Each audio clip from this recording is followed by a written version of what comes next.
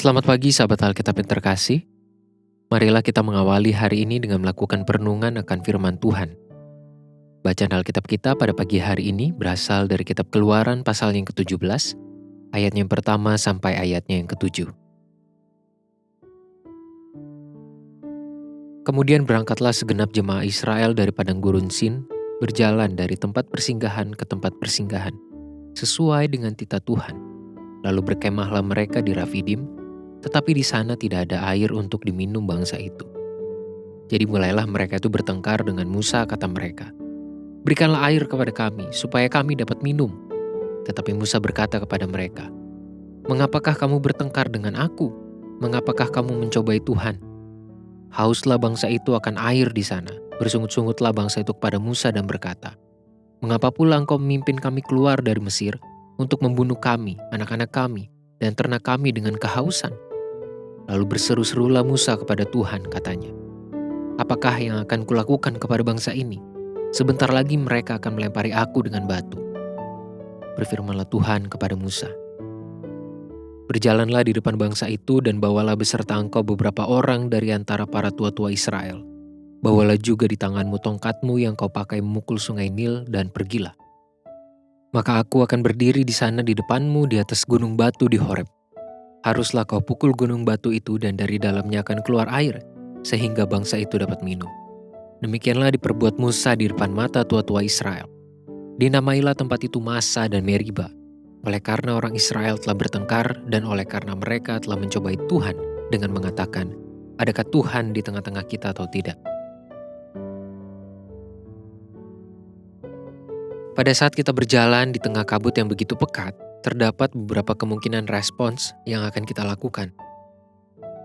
Pertama, kita mengalami ketakutan hingga memilih menghentikan perjalanan. Kedua, kita berusaha mencari pijakan yang tepat agar tidak tersandung atau terbentur.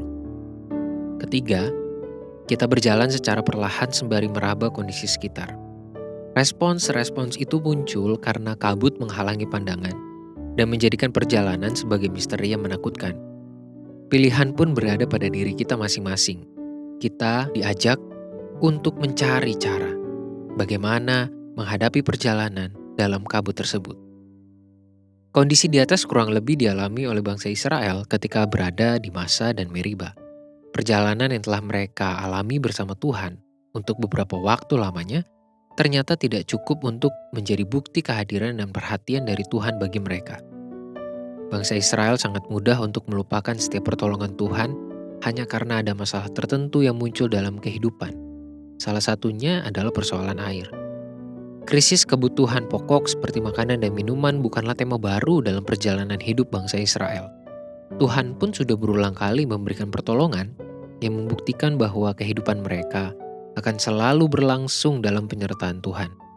Sayangnya mereka sangat mudah untuk melupakan setiap pertolongan tersebut ketika menemui masalah-masalah lain yang sebenarnya tidaklah asing untuk mereka alami. Sahabat Alkitab, pergumulan seringkali menjadi kabut pekat yang menghalangi pandangan iman dan ingatan kita akan pertolongan serta karya kehadiran Tuhan dalam hidup kita.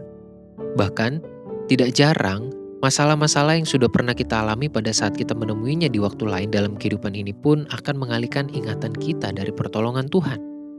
Oleh sebab itu, jangan pernah kita biarkan masalah menjadi kabut yang menghalangi pandangan iman, ingatan, dan relasi antara kita dengan Tuhan. Kita dapat melalui jalan pergumulan itu dengan tetap berharap dan percaya pada tuntunan kasih serta harapan dari Sang Penolong sejati. Marilah kita berdoa. Tuhan, tolonglah kami untuk mampu menjalani hari-hari kami dengan selalu berpegang kepada janji Tuhan, mengarahkan hati dan pikiran kami hanya kepada Tuhan. Biarlah firman-Mu yang boleh kami akses secara mudah melalui pembacaan akan Alkitab.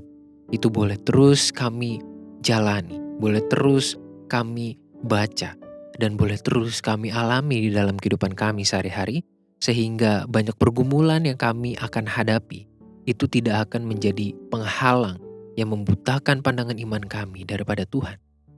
Tolonglah kami ya Bapa, hanya di dalam nama Tuhan Yesus kami berdoa dan memohon. Amin.